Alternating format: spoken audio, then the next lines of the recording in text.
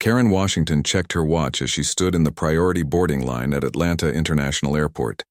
It was 2:15 p.m. on a Tuesday, and she was right on schedule.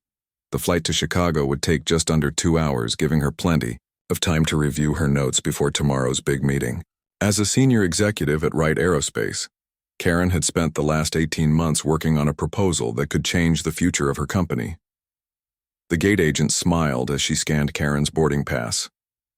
"Have a nice flight, Ms. Washington," Karen nodded politely. At 42, she had flown so often that airports felt like second homes. She walked down the jet bridge, her rolling briefcase trailing behind her. The $2.5 billion contract with Midwest Aviation was almost within reach. All she needed was this final face-to-face meeting to seal the deal. "Welcome aboard," said a female flight attendant at the plane's entrance. "First class is to your right." Karen made her way to seat 3A, a window seat in the first-class cabin. She placed her briefcase in the overhead bin and settled into the wide leather seat. The cabin was quiet, with only a few other passengers seated so far. Karen pulled out her tablet and opened the presentation she would deliver tomorrow. The numbers looked good. Wright Aerospace had designed a new fleet of military transport jets that were faster, more fuel efficient, and had greater range than anything currently in service. Midwest Aviation had the manufacturing capacity to build them. Together, they could fulfill the massive government contract that would keep both companies profitable for years. Karen scrolled through the slides, making mental notes about points to emphasize. Her boss, Susan Bennett, had trusted her with this deal because of her attention to detail and her ability to connect with potential partners. As one of the few black women in senior management at Wright, Karen felt the extra pressure to succeed. To prove that Susan's faith in her was justified, more passengers filed into the plane. A middle-aged white man in a business suit took the aisle seat in her row. He nodded to Karen without speaking, then pulled out a laptop of his own. The usual pre-flight routine continued around them, luggage being stowed, seat belts being fastened, flight attendants moving up and down the aisles. One male flight attendant caught Karen's attention. He seemed agitated, slamming overhead bins shut with more force than necessary and giving short responses to passenger questions. His name tag read Greg Phillips. Unlike the other crew members, he wasn't smiling. Karen made a mental note to avoid asking him for anything if possible. She had encountered plenty of airline staff having bad days and knew it was best to give them space. She returned her focus to her presentation, adding a comment to one of the financial projections. The captain's voice came over the speakers, welcoming everyone aboard Delta Flight 1742 to Chicago. The usual announcements followed: their cruising, altitude, expected weather, and flight time. Karen barely listened, having heard similar speeches hundreds of times before. She felt thirsty and looked around for a flight attendant. The female crew member was busy helping an elderly passenger at the front of the cabin. Greg Phillips was closer, arranging drinks on a cart. Karen hesitated, then decided her thirst outweighed her concerns about his mood. "Excuse me," she said, politely when he passed her row. "Could I have a glass of water before takeoff, please?" Greg turned to her, his face unreadable. "We haven't started the beverage service yet." "I understand," Karen said. "Just water would be fine." Greg stared at her for a moment too long, then walked away without responding. Karen shrugged and returned to her tablet. It wasn't worth making an issue over. A few minutes later, Greg returned with a plastic cup of water. He stood in the aisle, next to Karen's row. "Here," he said, holding out the cup. "Thank you," Karen said, looking up with a small smile. She reached for the water. What happened next occurred so quickly that later, when she tried to recall the sequence of events, Karen found it difficult to piece together. As her hand extended toward the cup, Greg's other arm swung forward. His open palm connected with her cheek with a loud smack that silenced all conversation in the first-class cabin. The water cup fell, splashing across Karen's lap and tablet. Her head snapped to the side from the force of the blow. For a moment, no one moved or spoke. Karen's cheek burned with pain and her mind struggled to process what had just happened. Then the cabin erupted. "Hey!" shouted the businessman in the aisle seat. "What the hell was that?" Other passengers joined in, their voices overlapping in shock and outrage. Several people had their phones out recording the aftermath. Karen sat frozen, one hand pressed to her face, water dripping from her tablet onto her skirt. Greg Phillips stood motionless, his face now showing surprise, as if he himself couldn't believe what he had done. The female flight attendant rushed over, positioning herself between Greg and Karen. "Greg, go to the back now," she ordered firmly. Then she turned to Karen. "Ma'am, are you all right?" Karen couldn't answer. The physical pain was already fading, but the humiliation and shock remained. She had done nothing, absolutely nothing, to provoke this attack. Yet in front of a plane full of witnesses, a man had struck her across the face as casually as if swatting a fly. A passenger across the aisle stood up. "I'm a doctor," he said. "Let me take a look at her." The captain's voice came over the intercom again. "Ladies and gentlemen, we're going to return to the gate. Please remain seated with your seatbelts fastened." The doctor, who introduced himself as Alan Cooper, knelt in the aisle beside Karen. "Can you follow my finger with your eyes?" he asked gently. "Any dizziness or ringing in your ears?" Karen followed his instructions mechanically, still trying to process what had happened. "I'm fine," she said finally, though her voice sounded distant even to her own ears. "Just shocked." Behind her, a passenger was on the phone. "Yes, I want to report an assault on Delta Flight 1742, he was saying. "A flight attendant just slapped a woman for no reason at all." The female flight attendant offered Karen napkins to dry her tablet and clothes. "I'm so sorry," she whispered. "I don't know what got into him. He's never done anything like this before." Karen didn't respond. She was thinking about tomorrow's meeting, about the bruise that would likely form on her face, about how she would explain this to Susan and the Midwest aviation executives. And beneath those practical concerns lay a deeper hurt, the familiar pain of being seen as less than human, of being vulnerable to random acts of violence because of who she was. The plane began moving backward, returning to the gate. Greg Phillips had disappeared into the rear of the aircraft. Several passengers around Karen offered words of support or shared their contact information as potential witnesses. Someone mentioned filing a police report. Another suggested contacting a lawyer. Karen nodded at their suggestions but said little.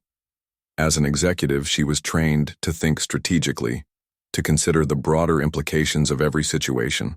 Even through her shock, her mind was working, calculating what this incident might mean for her company, for the deal she had worked so hard to secure. The plane docked at the gate, and the captain announced that security personnel would be boarding. Karen gathered her belongings, carefully wrapping her wet tablet in napkins. The meeting in Chicago was less than 18 hours away.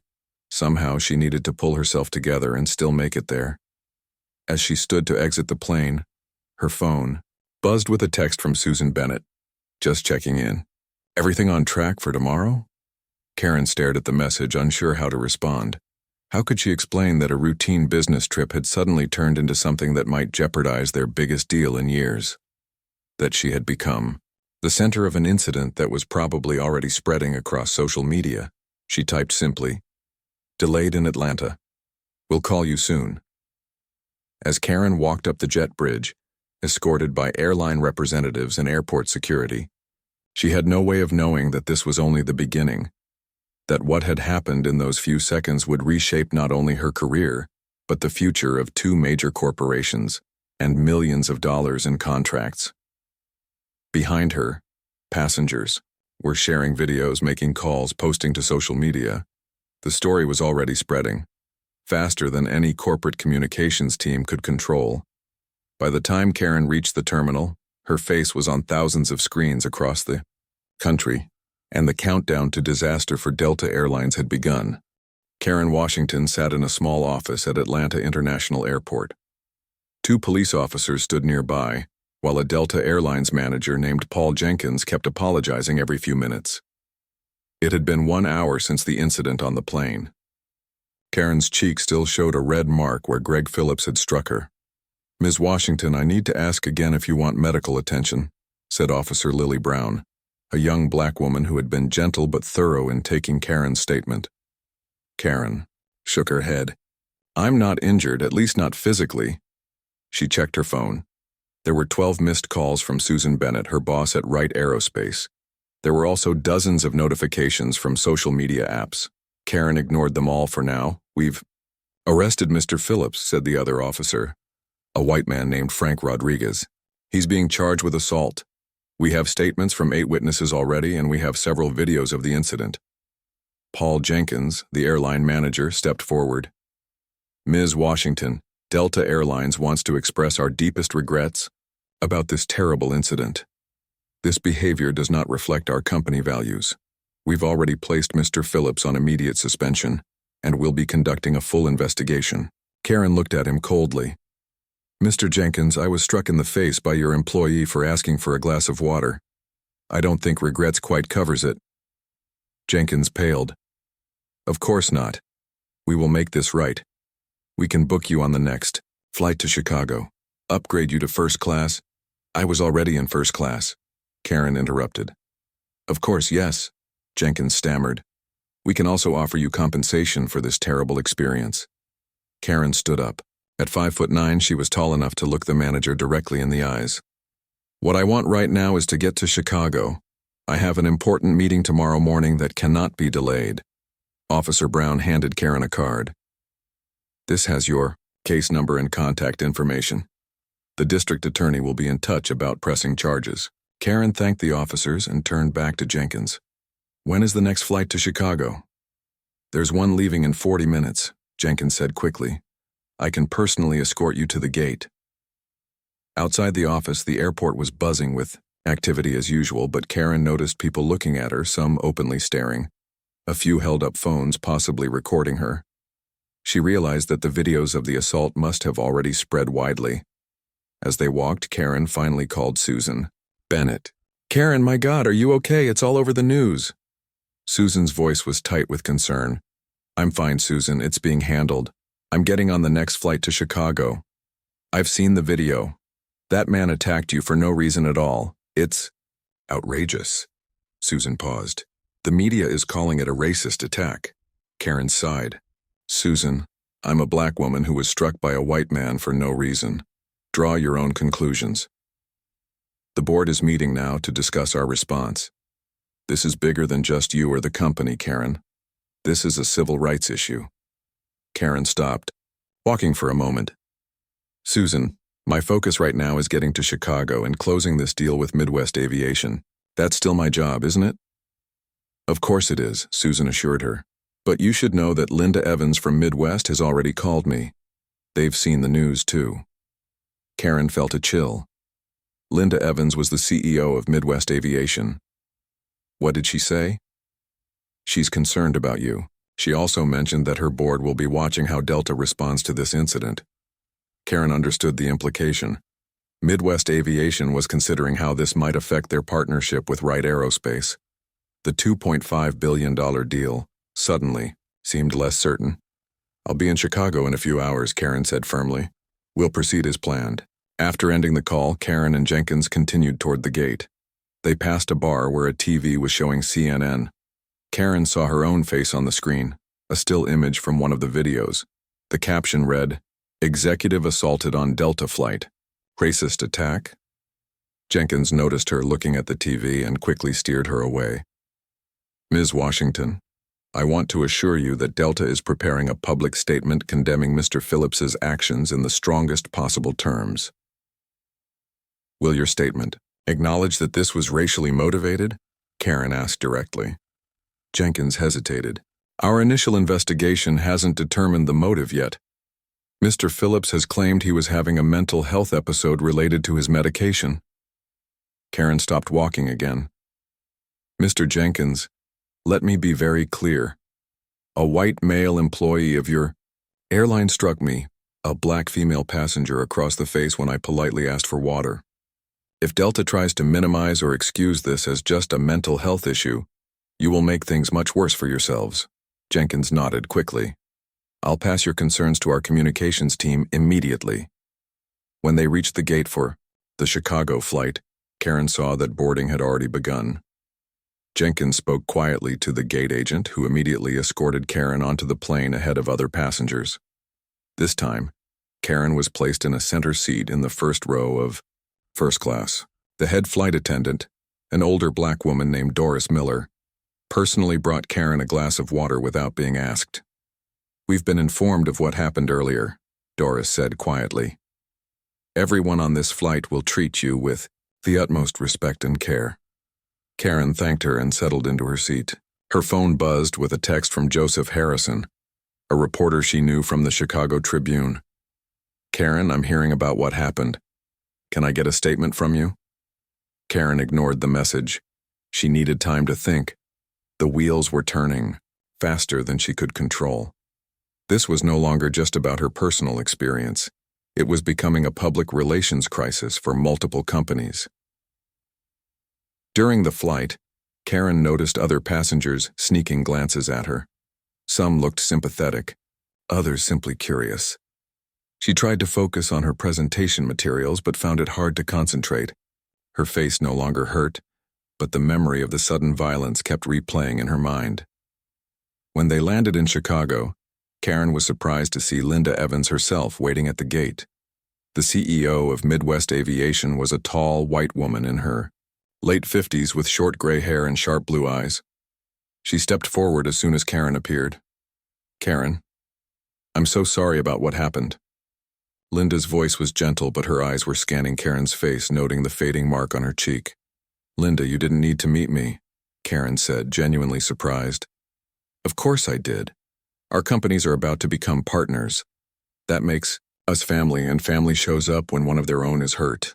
Linda took Karen's briefcase. "I've arranged a car to take you to your hotel." As they walked through O'Hare Airport, Linda kept her voice low. "My board called an emergency meeting after seeing the news. They're concerned." "About the deal?" Karen asked directly.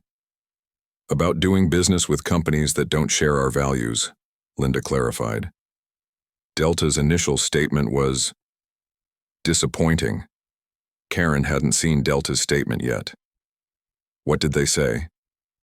"They called it an unfortunate interaction between a crew member and a passenger. No mention of assault, no mention of race." Linda's expression hardened. "They also emphasized Phillips's 12 years of service and mentioned he was going through personal difficulties." Karen felt a wave of anger. It was the classic pattern. Minimize the incident, humanize the attacker, avoid any mention of racial bias. She had seen it happen countless times before. "Our deal is with Wright Aerospace, not Delta," Karen pointed out. "Yes, but Wright's response matters too," Linda said carefully. "How your company stands up for you will tell us a lot about who we're getting into business with." Outside the airport, a black SUV was waiting. As they approached it, Karen saw her phone light up with a notification. Delta Airlines had just posted a new statement on social media. The first line read, "Delta apologizes for the incident on Flight 1742 and has placed the crew member on administrative leave pending investigation." Administrative leave, not termination. An incident, not an assault. Karen showed the phone to Linda, whose expression darkened. "That's not good enough," Linda said simply. As they got into the car, Karen realized that the stakes had just gotten much higher. The assault had been bad enough. Delta's weak response was making it worse. And now the $2.5 billion deal, the deal she had worked on for 18 months, the deal that would secure Wright Aerospace's future, was in jeopardy. Karen took a deep breath and looked out at the Chicago skyline. Tomorrow's meeting would no longer be about technical specifications and profit margins. It would be about values, about standing up against injustice, about whether corporations would be held accountable for the actions of their employees. And Karen Washington, whose face was now on screens across America, found herself at the center of it all. Karen Washington woke up early in her Chicago hotel room.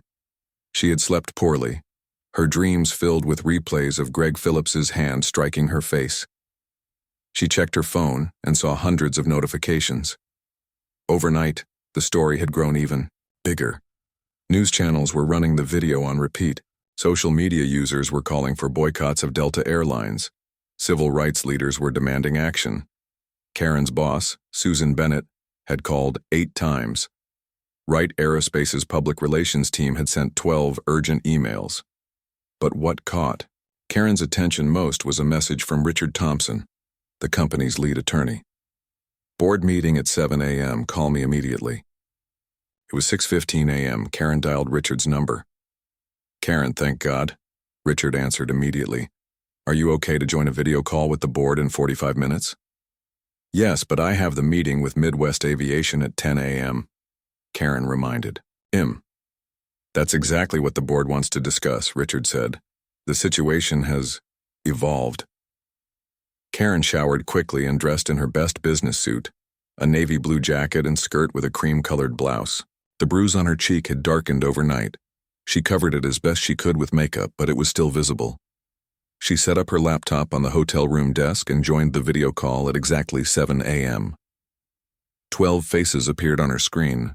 The full Wright Aerospace Board of Directors plus Susan Bennett and Richard Thompson. The board chairman, William Davis, spoke first. Karen, we want to start by saying how deeply sorry we are about what happened to you yesterday. It was inexcusable, and we stand with you completely. Karen nodded. Thank you. We've been monitoring Delta's response, William continued. Their latest statement still calls this an incident rather than an assault or attack. They have not acknowledged any racial component. Greg Phillips remains on administrative leave rather than being terminated. Susan Bennett jumped in. Karen, their response is completely inadequate. It's a corporate whitewash. Richard Thompson added, We've been in contact with Linda Evans at Midwest Aviation. Their board is concerned about proceeding with our deal under these circumstances. Karen felt her heart sink. What are they saying exactly? William Davis cleared his throat. They're questioning whether they want to partner with a company that uses an airline with such poor values. They're watching to see how we respond to this situation. Karen was confused.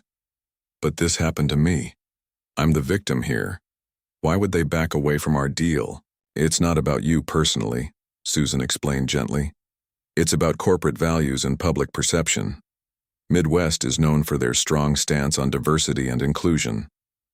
The way Delta is handling this reflects poorly on anyone who does business with them, including us. Karen understood now. This wasn't just about her being assaulted. It was about how corporations responded to racial incidents. It was about money and image and power. Richard Thompson spoke up again. Karen, we're preparing to issue a statement condemning Delta's response and announcing that Wright Aerospace will suspend all business travel with Delta until they properly address this situation. That seems appropriate, Karen agreed. There's more, William Davis said. We're also considering whether we should continue pursuing the deal with Midwest Aviation at all. Karen sat up straighter. What? Why would we walk away from a $2.5 billion contract? Susan Bennett looked uncomfortable. Some board members feel that Midwest is using this situation to leverage better terms. They're essentially holding our deal hostage over an incident that wasn't our fault. Karen felt a surge of anger. So I get assaulted, Delta fails to respond properly, and Wright Aerospace loses a major contract as a result? It's more complicated than that, William began. No, it's not, Karen interrupted. This is exactly how racism persists in corporate America. Something happens to a black employee, and suddenly it's too complicated to address directly. There was an awkward silence on the call. Then Susan spoke up. Karen is right. We can't back away from this deal just because it's become difficult, and we can't let Delta's poor handling of a racist assault impact our business future. William Davis nodded slowly. What do you suggest, Karen? You're the one who was directly affected, and you're the one who's been leading this deal. Karen thought for a moment. I still want to meet with Midwest Aviation today as planned, but I want to address this situation directly with them. No dancing around it. And I want full authority to speak for Wright Aerospace about our values. The board members looked at each other. William finally nodded. Agreed. You have our full backing. After the call ended, Karen's phone rang immediately. It was Linda Evans from Midwest Aviation. "Karen, I hope you're doing okay this morning," Linda said. "I'm calling because we need to discuss whether we should postpone today's meeting." "I don't want to postpone," Karen said firmly. "But I do want to change the agenda. Before we discuss technical specifications or financial terms, we need to talk about what happened yesterday and how our companies respond to incidents like this." There was a pause on the line. "I think that's wise," Linda finally said. "I'll see you at 10 a.m. Karen spent the next 2 hours reviewing both companies' public statements on diversity and inclusion. She also researched other cases where major contracts had been affected by racial incidents. By the time she left her hotel room, she had a clear plan for the meeting. The Midwest Aviation headquarters was a sleek glass building in downtown Chicago. Karen was escorted to a large conference room on the top floor. Inside, Linda Evans was waiting along with 7 other executives, Midwest's entire senior leadership team. "Karen, thank you for coming," Linda said, shaking her hand. "We weren't sure if you would want to proceed after everything that's happened." Karen placed her briefcase on the table. "What happened to me yesterday was terrible, but it will be even worse if it affects this deal that both our companies need." One of the Midwest executives, a white man in his 60s named Harold Peters, spoke up. "Ms. Washington, we're very concerned about Delta's response to this incident. It reflects poorly on Wright Aerospace that you continue to do business with, an airline that treats people this way." Karen looked directly at him. "Mr. Peters, until yesterday, Wright Aerospace spent over $12 million annually on Delta flights.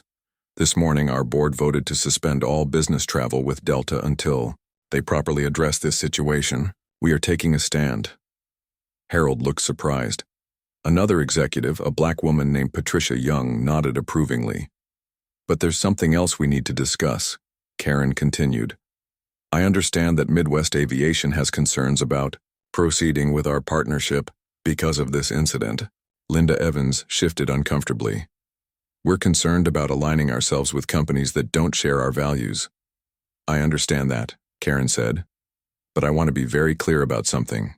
If Midwest Aviation walks away from this deal because a black woman was assaulted, you're punishing the victim and her company, not the perpetrator." The room fell silent. Karen continued, her voice steady and strong. "Wright Aerospace has taken a clear stand against Delta's inadequate response. We've backed me fully as an executive and as a black woman. Now I'm asking Midwest Aviation, will you stand with us, or will you let racism win by costing both our companies a $2.5 billion opportunity?" Patricia Young spoke up. "She's right. Walking away from this deal doesn't punish Delta or that flight attendant. It punishes Karen and Wright Aerospace." Linda Evans looked around the table at her team. One by one, they nodded in agreement. "Karen," Linda said finally, "we want to proceed with the deal, but we want to do more than that. We want to issue a joint statement with Wright Aerospace condemning what happened to you and announcing concrete steps our companies will take to combat racism in corporate America." Karen felt a wave of relief wash over her. "I think that's an excellent idea." "And one more thing," Linda added. "We want to add a clause to our contract stating that neither company will use Delta for any business related to our partnership until they properly address this situation." Karen smiled for the first time since the assault. "I think we have a deal." As they began to discuss the details of their partnership and the joint statement, Karen realized that something unexpected had happened. What began as a terrible act of violence was transforming into a powerful statement about corporate responsibility and racial justice. The $2.5 billion deal wasn't vanishing. It was becoming something even more valuable. By evening, Karen Washington and the Midwest Aviation team had finalized the details of their joint statement. Karen sat with Linda Evans in Linda's office, reviewing the document one last time before sending it to the press. "This sends a strong message," Linda said, reading through the statement again. "Both our companies taking a firm stand against racism and holding Delta accountable." Karen nodded. Her phone buzzed with yet another call from Delta's corporate office. She had been ignoring their calls all day. The airline was starting to panic as their stock price dropped and the public backlash grew stronger. Delta just announced they're sending their chief operating officer to Chicago to meet with me personally, Karen told Linda. They want to apologize. In person. Linda raised an eyebrow. Too little, too late. They had their chance to handle this properly from the beginning. Karen's phone rang again. This time it was Susan Bennett. Karen, have you seen the news?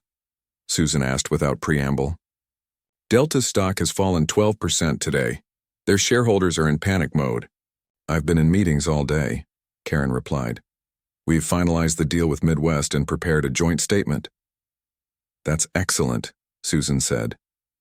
But there's something else you should know. 3 other major corporations have announced they're suspending their business travel contracts with Delta until they properly address what happened to you. Karen was stunned. Which companies? Global Tech, Anderson Financial, and Bright Future Insurance, Susan listed. Together they represent about $50 million in annual business for Delta. The ripple effects were growing larger than Karen had anticipated. What had started as a personal assault was now affecting multiple corporations and millions of dollars in business. Delta's CEO is flying to Chicago tonight, Susan continued. He wants to meet with you tomorrow morning. I already told their COO that I'm not interested in meeting yet, Karen said. This is different, Susan insisted.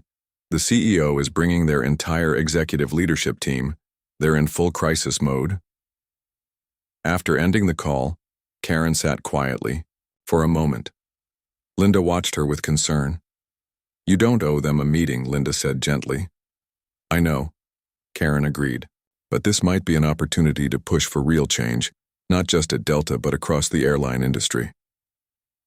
That night, Karen had dinner with Richard Thompson, Wright Aerospace's lead attorney. They discussed strategy for the meeting with Delta's leadership team. They'll try to settle this quietly, Richard warned. They'll offer you money and ask you to sign a non-disclosure agreement. Karen shook her head firmly. I'm not interested in money, and I certainly won't agree to stay silent. What do you want from them? Richard asked.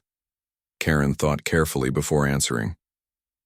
I want structural changes, new policies for hiring and training, anti-racism education for all employees, and a public acknowledgement that what happened to me was racially motivated. Richard nodded slowly. Those are big demands. They may not agree to all of them. Then I'll keep telling my story, Karen said simply, and their stock price will keep falling. The next morning, Karen met with Susan Bennett for breakfast before the Delta meeting. Susan handed her a tablet showing news coverage of the incident. You've become a symbol, Karen, Susan said. People are calling you the face of corporate racism, not in a bad way. They mean you're the person who's finally holding corporations accountable. Karen scrolled through the articles. Major news outlets were covering the story extensively. Civil rights organizations were issuing statements of support. Social media was filled with hashtags like Stand with Karen and Trucks Boycott Delta. I never wanted to be a symbol, Karen said quietly. I just wanted to close our deal with Midwest Aviation. Sometimes we don't choose these moments, Susan replied. They choose us. At 10 a.m., Karen entered a conference room at her hotel. Delta CEO Jack Wilson was already there, along with 5 other executives. All of them were white. All of them looked nervous. Ms. Washington, thank you for meeting with us, Jack began. First, I want to offer my personal apology for what happened to you on our aircraft. It was inexcusable and we take full responsibility. Karen nodded but said nothing. She noticed that their initial statement still referred to the assault as an incident. We've terminated Greg Phillips's employment effective immediately, Jack continued. We've also reached out to the district attorney to offer our full cooperation with any criminal charges. That should have happened immediately, Karen said. Not 3 days later after your stock price dropped. Jack looked uncomfortable. You're right. Our initial response was inadequate. We were too slow and too cautious. One of the other executives, a woman named Donna Lee, spoke up. Ms. Washington, we'd like to offer you compensation for this terrible experience. We're prepared to discuss a settlement that would include— I'm not interested in a settlement, Karen interrupted. And I won't sign any non-disclosure agreement. The executives exchanged glances. This clearly wasn't going according to their plan. What we can do, Karen continued, is discuss how Delta plans to address the racism that allowed this to happen in the first place. Ms. Washington, Jack said carefully, we haven't determined that this incident was racially motivated. Mr. Phillips has claimed he was experiencing side effects from medication. Stop, Karen said firmly. If you can't acknowledge that a white man striking a black woman for no reason has racial implications, then we have nothing to discuss. There was an uncomfortable silence. Finally, another executive named Robert Green spoke up. You're right. We've been avoiding the racial aspect of this incident, and that was wrong. Speaking for myself, I believe what happened to you was racially motivated, and Delta needs to address that directly. Jack Wilson looked at Robert with surprise, then slowly nodded. Robert is right. We've been tiptoeing around the truth. What happened to you reflected racial bias, and our response failed to acknowledge that. For that, I personally apologize. Karen felt a small sense of victory. This was the first honest statement she'd heard from Delta. Thank you for acknowledging that, she said. Now I'd like to discuss specific changes Delta will make to address racism within your company. For the next 2 hours, Karen presented a detailed plan for how Delta could improve its hiring practices, training programs, and response protocols. The executives listened carefully, taking notes and occasionally asking questions. By the end of the meeting, they had agreed to implement most of Karen's suggestions. We'll issue a new statement today, Jack promised. We'll acknowledge the racial nature of the assault and announce these new initiatives. As Karen prepared to leave, Jack asked one final question. Ms. Washington, do you think Wright Aerospace and other companies will consider resuming business travel with Delta once these changes are implemented? Karen thought about the joint statement she and Linda had prepared, about the $2.5 billion deal that was now secure, about the other corporations that had followed Wright's lead in boycotting Delta. That will depend on your actions, not your words, Karen said honestly. Companies like mine are watching to see if you're really committed to change. After the Delta executives left, Karen called Susan Bennett to update her on the meeting. They're finally taking this seriously, Karen said. I think they'll make real changes. Of course they will, Susan replied. They've lost millions in stock value and business contracts. But the more important question is, how are you doing? This wasn't in your job description. Karen thought about everything that had happened since that moment on the plane. The assault had been traumatic, but she had turned it into something powerful. A catalyst for change, not just at Delta, but potentially across corporate America. I'm doing my job, Karen said simply. It just became a bigger job than any of us expected. That afternoon, Delta Airlines issued a new statement. It began, Delta Airlines acknowledges that the assault on Karen Washington was inexcusable and reflects racial bias that has no place in our company or society. We apologize, unreservedly, and are taking the following concrete steps to address systemic racism within our organization. As Karen read the statement, she felt a complex mix of emotions: vindication, exhaustion, pride, and a quiet determination to ensure that Delta followed through on its promises. The $2.5 billion deal with Midwest Aviation was safe, but something even more valuable had emerged: a new standard for corporate accountability in the face of racism. 6 months had passed since the day Greg Phillips struck Karen Washington on Delta Flight 1742. The bruise on Karen's face had long since faded, but the impact of that moment continued to ripple through corporate America. Karen sat in her new office at Wright Aerospace headquarters in Atlanta. Her window offered a view of the city skyline, a fitting backdrop for the woman who had been named Executive Vice President of Corporate Relations. It was a new position, created specifically for Karen after her handling of the Delta incident and the Midwest Aviation deal. A knock on her door interrupted her thoughts. Susan Bennett entered carrying a tablet. "Have you seen the latest numbers?" Susan asked, handing the tablet to Karen. "The first shipment of jets to Midwest Aviation is ahead of schedule. The partnership is exceeding all projections." Karen scrolled through the report. The $2.5 billion deal had been just the beginning. In the months since, Wright Aerospace and Midwest Aviation had expanded their partnership to include new projects worth an additional $1.8 billion. Linda Evans called this morning. Susan continued. Midwest's board is thrilled with how everything is going. Karen smiled. She and Linda had become close friends since the incident, bonding over their shared commitment to changing corporate culture. And there's more good news, Susan added. 3 other major aerospace companies have adopted our diversity and accountability standards. The ripple effect continues. After the incident, Karen had worked with Wright's legal team to develop a set of standards for how companies should respond to racial incidents and promote diversity. What began as an internal policy had spread to other corporations, becoming known informally as the Washington Standards. What about Delta?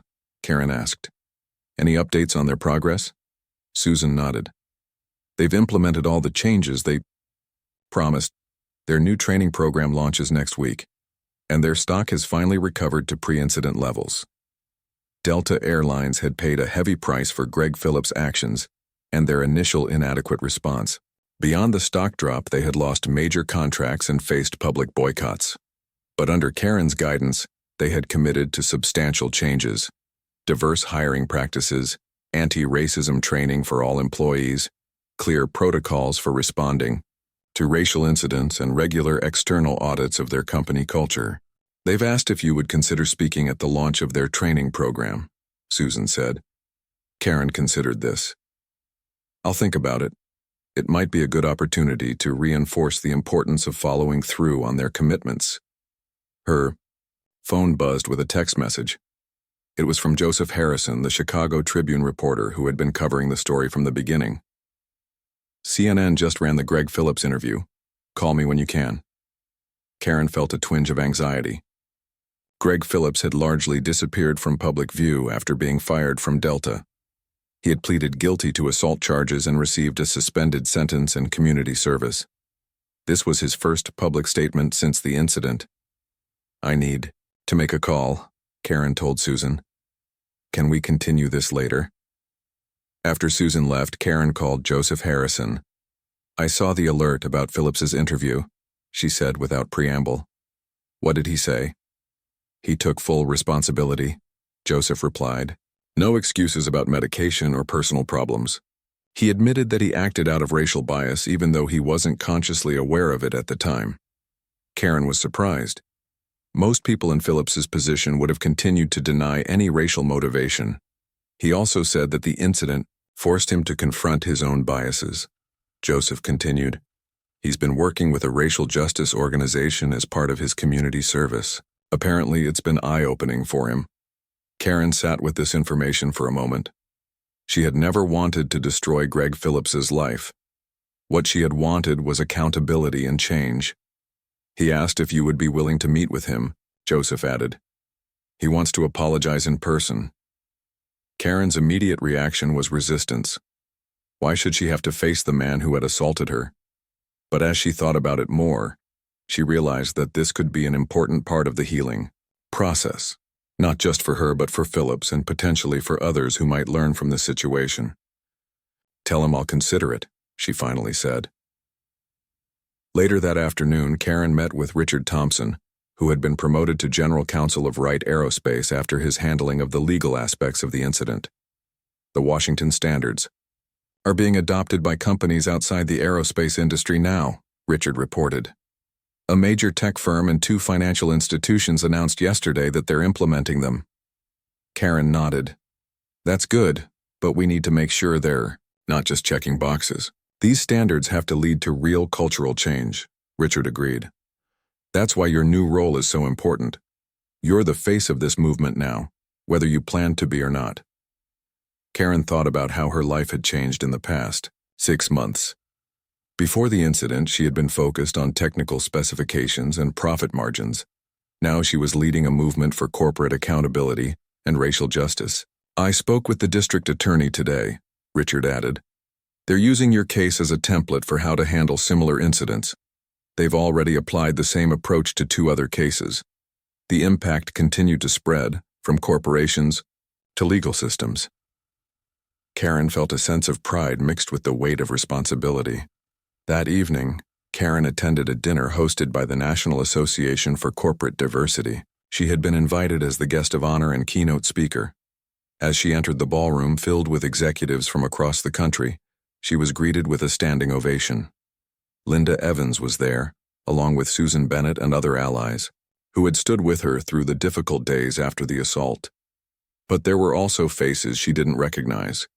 Executives from companies that had nothing to do with Wright Aerospace or Delta, who had nonetheless been affected by her story. After dinner, Karen took the podium. She looked out at the audience, took a deep breath, and began to speak. 6 months ago, I was struck across the face by a flight attendant who saw me only for the color of my skin. It was a moment of pain and humiliation. But what happened next revealed something important about corporate America, both its failings and its potential for change. Karen paused, looking around the room. That single act of violence threatened a $2.5 billion deal between two major companies. It cost an airline millions in stock value and contracts. It revealed how racial incidents can no longer be swept under the rug with weak statements and half measures. She continued, her voice growing stronger. But it also showed us something else. That when we hold companies accountable, when we demand real change instead of empty words, they can rise to the challenge.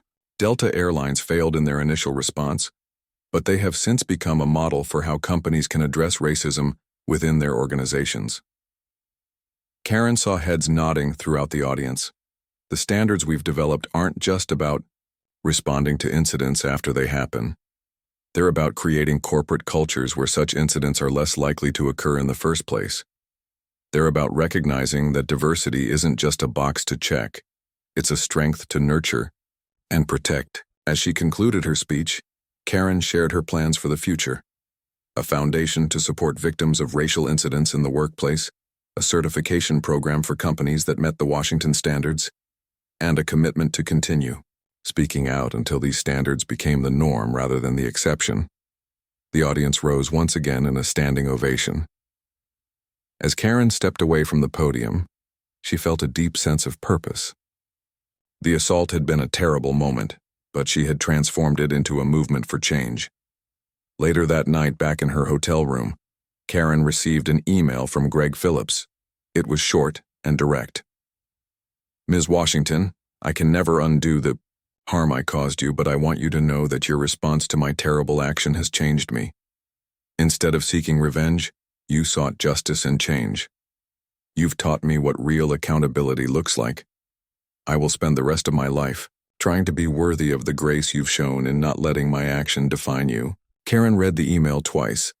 She thought about how different things might have been if she had responded with pure anger, if she had sought only personal compensation, if she had let the incident remain just about her rather than seeing the bigger picture. She didn't respond to the email that night. She wasn't ready yet, but for the first time since the assault, she felt a sense of closure beginning to form. The next morning, as she prepared to fly back to Atlanta, Karen noticed something she hadn't paid attention to before. The airline she was flying wasn't Delta. It was one of their competitors, but on the counter at the gate was a small placard that read, "This airline proudly adheres to the Washington Standards for Diversity and Accountability." Karen smiled. The flight attendant who had struck her couldn't have known that his action would ultimately lead to industry-wide change. The $2.5 billion deal that had nearly vanished had not only been saved, but had become a catalyst for a movement much larger than any single business transaction. As Karen boarded the plane, the flight attendant greeted her with a smile of recognition. "Ms. Washington, it's an honor to have you on board today." Karen nodded and smiled back.